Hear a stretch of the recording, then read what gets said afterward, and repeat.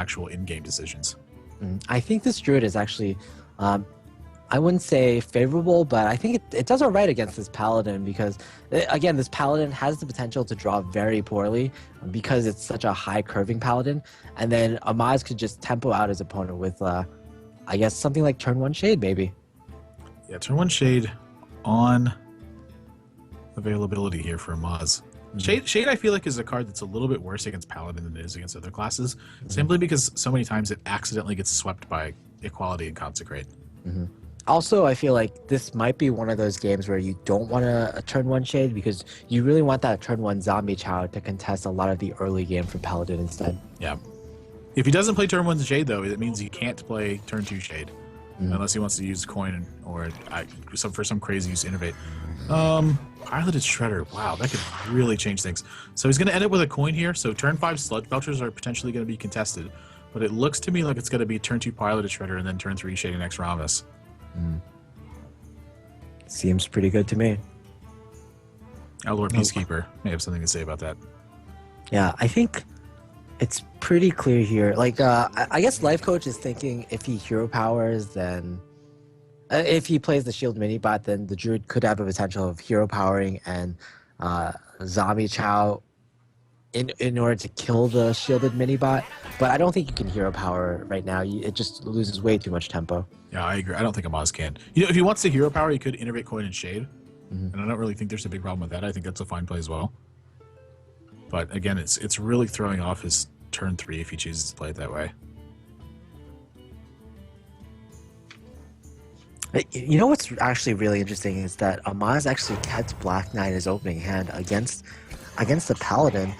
That's like a very rare keep, I would have to say. Yeah. I think I've only seen Black Knight kept against stuff like ramp druids or very wall heavy druids, right?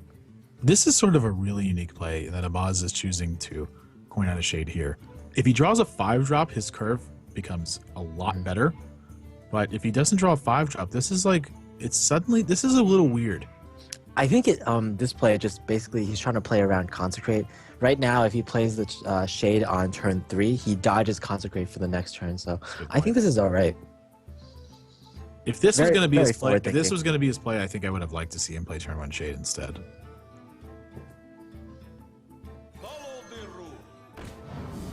Keep some peace here. Well, keep as much peace as he can. He's going to just keep on beating up his opponent afterwards. Hypocrite. All right. Peacekeeper. No 5-drop here. No 3-drop either. This was really my concern with his turn 2 is now he just has no action. Does he mess up his curve even more with an Innervate into Piloted Shredder? I don't think it's worth it at this point. I think at this point you've really committed to following through this way. And that this Innervate's going to potentially get stranded in your hand for a while. What about... Is Savage Roar a consideration as well? I mean, you get 3 buffs, and you can kind of clear the board. It's tough to say. If he Savage Roars, I imagine he's going to hero power along with it. It's like Savage Roar, Innervate, hero power, take out the Eldor Peacekeeper, use both your minions to clear out the shielded minibot, and you're left with a 1-1 and a 3-1. I don't really like that play, though. Alright, so just getting rid of the shield. That's really interesting to me too, because what he's trying to do is he's trying to force his opponent to attack awkwardly here. Oh my gosh, second Eldor Peacekeeper gets drawn. So when Life Coach doesn't have True Silver Champion or Eldor Peacekeeper here, this is kind of an awkward turn for him. Yeah, certainly. Or something like Muster for Battle. Yeah, Muster for Battle would do a perfect job too. I think I don't like this in hindsight. Yeah, there's just so many cards that the Paladin could have. In fact, 5 cards that we've listed already. The 2 True Silvers, the 2 Musters, and the second Eldor. That could make this play fairly unfavorable for Amaz. Life Coach really thinking about attacking face here. Something else I think is pretty much true to the Life Coach theme is that he is using this time to think about what he does next turn. So that way, if he has to take a full amount of time to think next turn about what he does, that it really ends up saving him some time, or it ends up buying him extra time in the long run. I think his consideration here is he wants more value from his opponent's zombie chow. Like if he just attacked into zombie chow there, he wouldn't have gained the full 5 life. But now he still has the same chance to attack in the zombie chow, and he actually does gain the full 5 life if he attacks now. That's really like if that's what actually Life Coach is thinking, that's really, really forward thinking. I definitely think it's a possibility. Outlaw Peacekeeper here looks pretty good. But so does just attacking the Truce over Chamber. All of his plays look really good right now, except for just like Quartermaster and Consecration. Like his 2 different options between Harrison Jones and between Eldor Peacekeeper, because Harrison's just a card that's not going to get you a ton of value in this matchup. The Truce over Champion is going to help knock out this Pilot Shredder. There's also a chance that he just summons something really poor off of this Pilot Shredder. You could get like, you know, like Vitality Totem or something. Now, with this play, he would have been pretty sad if something like Nat Pagel dropped out. But other than that, I think he's pretty much all right with it. I don't know. I think he would have been like really happy with something like Nat Pagel. Amaz or Life Coach? Life Coach.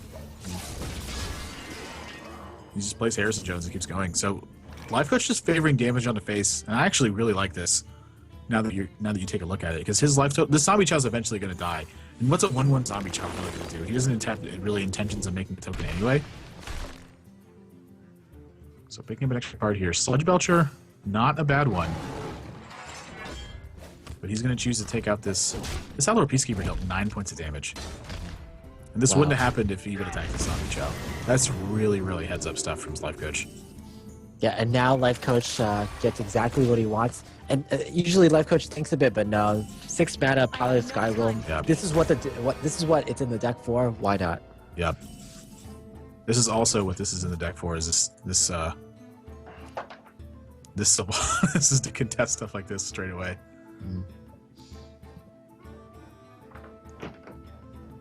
Life Coach is looking a little sad right now. But you know what? He does have actually the possibility of going for face and just getting that damage in. I think honest. And he just gets in 6 more points of damage. He's getting pretty close to just closing this out.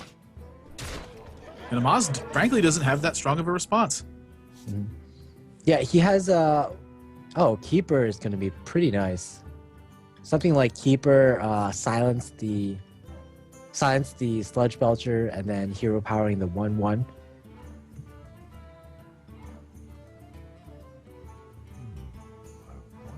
Yeah, this is more tough stuff. You know something else he could do? He could attack his Sylvanas into Sludge Belcher. He can swipe away the token, the 1/2 token, which is going to clear out the 1/1, and then he can innervate and Keeper his own Sylvanas to steal the 6/3 Piloted Shredder. That's actually a really nice play as well. A lot of different options here. I mean, this looks like this isn't even a bad Black Knight turn, but again, he's just considering how much damage he's going to take. So I think he's going to favor something that's going to clear up as much of this board as possible. Yeah, I like your play a lot, actually. Even though it's seemingly very inefficient with swiping a 1/2 minion, just stealing a Piloted Sky Golem. Like, we talked about how great Piloted Sky Golem is, so why not mind controlling it? Yeah, I'm just going to go with, oh my gosh, Baron Rivendare is what pops out of it instead. So when he makes this play, I think he's going to go with Innervate Sludge Belcher instead. I guess this puts more tension on the board, and it's a more defensive play. And judging by what your opponent is doing, just going for face every turn, you have to be thinking that he has like some kind of plan, some way to deal that extra 11 damage. Yeah. Life Coach has bought so much damage with aggressive play here. This has been great stuff this game. Gosh, my best. Baron Rivendell, if the Sylvanas weren't on the field, it might be somewhat relevant because we know that Life Coach is running double Pilot Sky Golem, double Piloted Shredder, so Death Rattles are definitely in abundance in Life Coach's deck. This is kind of just the power of Sylvanas, though. Sylvanas might have just turned the game around. Yeah, this is tough stuff now. Life Coach is really looking like he's suddenly in bad shape. Getting Baron Rivendare, I think, is actually really unlucky. If this Sylvanas steals Baron Rivendare too, there's a possibility the Sludge Belcher is going to end up making 2 tokens. I think Baron Rivendell might have been one of the worst ones because you can't utilize its effect right now, and you really want to you want a tough minion to blast through that Sludge Belcher on this turn.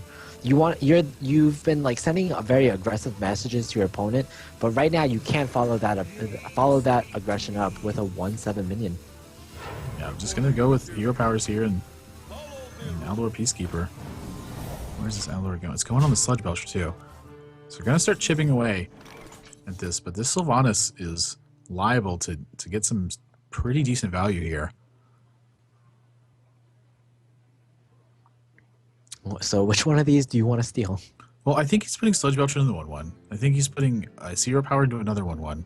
And then I think Sylvanas is probably going into the Aldor Peacekeeper. And then he's just going to be okay with whichever minion he ends up getting off the Sylvanas. Mm-hmm. If he ends up taking the Baron also, he's going to get 2 tokens from the Sludge Belcher. And if he takes the Acolyte of Pain, he's going to end up picking up more cards.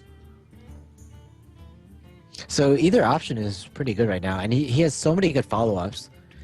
As a Maz, even though you saw your opponent being very aggressive, you know Paladin doesn't have a lot of tools in its toolkit to deal that extra lot of damage. You know, there's a lot of things he could do here too. Like, imagine if he had healed the Sylvanas also. Like, that's another possibility. And just attacked the Aldor Peacekeeper and kept Sylvanas on the board along with all the rest of this pressure. Because he wants to draw cards, but how many cards does he really need to draw? Time waits for no one. I think he also he has double Savage Roar in his hand. I think he just really wants to draw that Force of Nature because just with these board states right now, 1 Savage Roar and 1 Force of Nature just could clear out the board immediately. Yep. So Amaz is clearly upset with his steal here. What's he gonna do? He probably got the he got the Acolyte. Yeah, I mean, you saw his facial expression. He reacted to it. So he had queued up his sequence of plays, and before the spectator client had finished catching up with it, we were able to see his results. So I'm curious why he's sad with taking the Acolyte Pain. It feels like it's such a good steal right now. Yeah, it feels like the better of the two. If you had taken the Baron Rivendell, you would have left your opponent with the Acolyte and given him an extra draw. So each Savage Roar right now is 8 points of damage. That's 16, 21, 22, 23, 24. He's got 25 damage available next turn.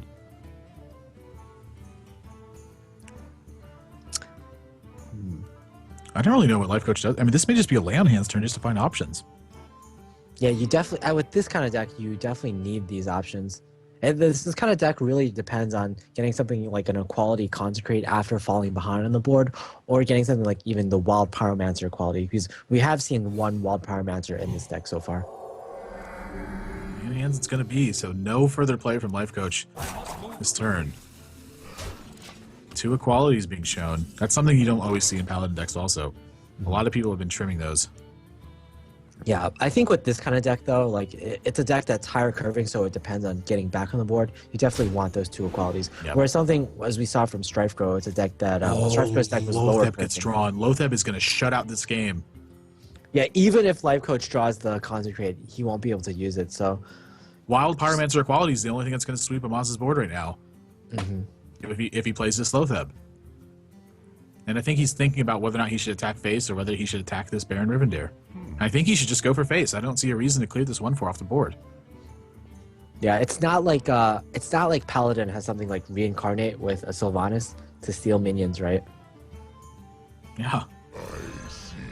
Yeah, there's Lotheb. There's Piloted Shredder. 5 damage going for face. And this game has been all but locked up for Amaz at this point. I have no idea. I mean, Life Coach literally has to draw Wild Pyromancer right here. And that's not going to do it. I mean, this is 2 Savage Roars with this kind of board is going to be way more than enough damage. So he's going to take his time and try to figure out the best he can do. But he's going to get the bad news next turn. And Amaz is going to tie this series up at 2 games apiece. Wow. Yeah, I think it's really the curse of the upper bracket versus the lower bracket. The lower half of the bracket was all 3-0s, whereas the upper half of the bracket just had really very intense games and very tense games, leading to either 3-1s or 3-2s. And we're actually going to see the final game between Amaz and Life Coach, even though it started off with a convincing 2-0 lead for Life Coach. Yep. So there we have it. Infinite damage being dealt by Druidling. Just in case you didn't have enough, there's a Force Nature to go along with it. That's great. Yeah. Amaz's gonna looking to show the least amount of cards possible. Yeah. So no reason to show 2 Savage Roars if you don't have to. 2-2 going into the final game from this. Paladin has failed to close this out so far.